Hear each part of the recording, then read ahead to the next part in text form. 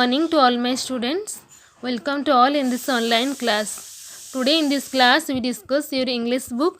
My dear students, today we teach you a new chapter. आपका chapter number 12. Okay तो आपका chapter number 12 में topic आपका है द इंटेलिजेंट मर्चेंट, यानी कि चतुर व्यापारी. तो देखो क्या दिया है चतुर व्यापारी में. देखो, one dark night two men entered a guest house to rent rooms. Okay, एक दिन क्या हुआ था ना, एक अंधेरी बारिश की रात में क्या हुआ था ना, दो लोग क्या है गेस्ट हाउस यानी कि गेस्ट हाउस को रहने के लिए रेंट में आए. ओके, यानी कि जो पैसा देकर भाड़े में रहते हैं, तो रेंट में दो लोग आए गेस्ट हाउस पर. There was only one vacant room. तो वो गेस्ट हाउस में एक ही घर खाली था.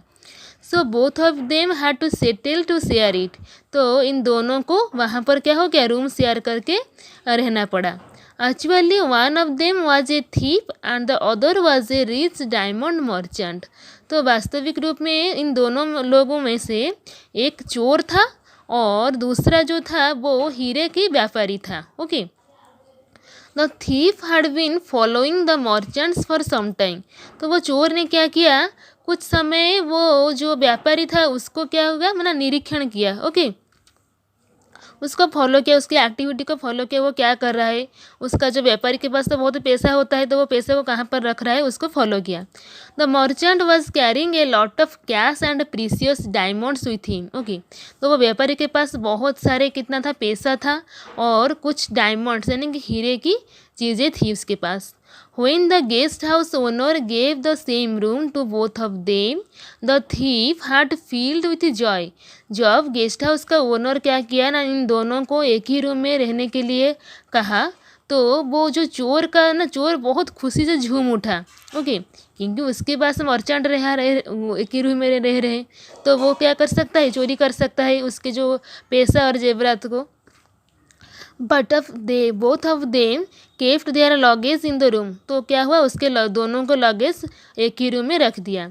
After taking bath the merchant went out for dinner. Okay, तो वो नहाने के बाद वो मर्चेंट के व्यापारी क्या किया, डिनर करने के लिए बाहर गया. The thief searched through the merchants luggage. Okay, तो वो चोर क्या किया ना, वो व्यापारी के लगेज को चेक करने लगा. But he did not find any diamonds. परंतु उसके लगेज में एक ही हीरा की जेवरात नहीं थी. Soon the merchant returned and both of them went to sleep. Okay, उसके बाद क्या किया, जब मर्चेंट खाना खाकर सोने के लिए आया तो दोनों क्या हुए, साथ में ही सोए.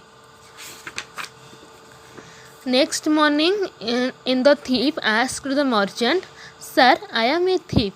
ओके, तो जो दूसरे नेक्स्ट मॉर्निंग को जब सुबह हुआ तो वो थीप ने, वो चोर ने वो मर्चेंट को बोला कि मैं एक चोर हूँ. I am following you from some time and I was trying to steal your diamonds. Okay, मैं कुछ ही समय से मैं क्या कर रहा हूँ, आपकी जो डायमंड या फिर आपका जो पैसों को चोरी करने के लिए फॉलो कर रहा हूँ, परंतु कोशिश कर रहा हूँ, परंतु मैंने but I did not find them in your bag. परंतु वो जो पैसा की कोई जेवरात आपके बैग में मैं नहीं पाया. The merchant smiled and said. तो वो व्यापारी यह सुनकर क्या है, हंसकर बोला, the diamonds are kept in your bag. Okay, जो हीरा वो तुम्हारे बैग में ही. I knew that you will never search your bag. मैं जानता था तुम कभी भी अपने बैग को चेक नहीं करोगी.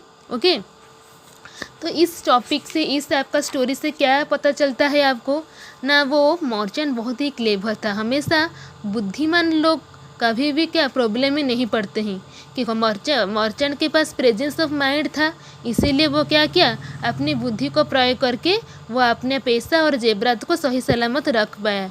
इसीलिए हमेशा बुद्धिमान होना चाहिए और प्रेजेंस ऑफ माइंड को यूटिलाइज करना चाहिए. ओके, उसके बाद देखो, word note at a glance. यहाँ पर दिया है कुछ वर्ड्स का डिफ़िकल्ट मीनिंग दिया है. वैकेंट यानी कि एम्प्टी, कुछ नहीं जो खाली होता है उसको कहते हैं वैकेंट. डायमंड ए प्रीसियस मेटल. ओके, जो हीरा जो सबसे कीमती क्या होता है, धातु होता है. लगेज बैगेज या फिर बिलोंगिंग्स, जिसमें हम कुछ आपका सामान रखते हैं उसको कहते हैं लगेज. सर्च लुक्ड फॉर यानी कि अनुसंधान करना. ओके, तो नेक्स्ट क्लास में हम क्या करेंगे, एक्टिविटी 1 को डिस्कशन करेंगे। आज की क्लास में हम इतने ही तक पढ़ेंगे। Thank you to all my students.